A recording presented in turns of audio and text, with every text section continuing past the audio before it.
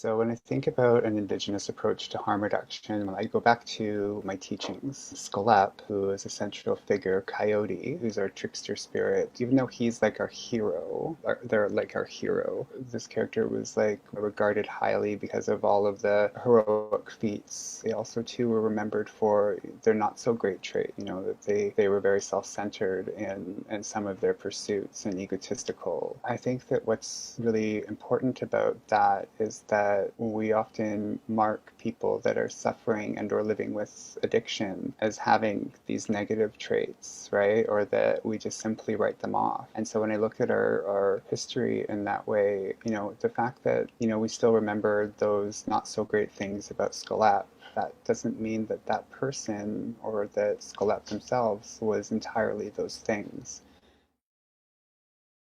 Because there are some people that, and it's everybody's right, who will say, no, I can't work with people who are using. But there are some people in our community who are like, no, I can work with people who are using, who are in active addiction, and those people are important to sobriety in my mind, because our culture and our language and our tradition is really a big, huge part of who we are inside.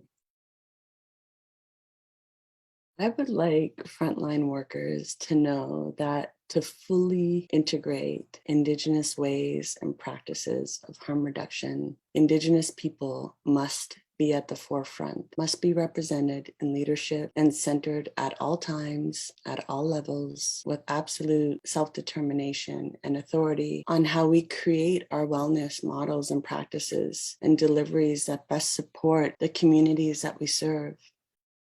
I think it's really important that we think about the spaces that we're in when we're supporting people, and that creating comfortable spaces that feel like home is really, really important, and spaces where we can be together. If that's a living situation or things like overdose prevention sites, like a lot of those places have rules for safety reasons, and we have the organization that you can only use one at a time. But I think that just further isolates people. And I also really think that if the space that we're in mirrors that institutional structure, if it looks like the residential schools, if it looks like the hospitals, if it looks like the jails, then we're actually reinforcing colonialism, we're normalizing colonialism, and we're repeating those harms that have been done.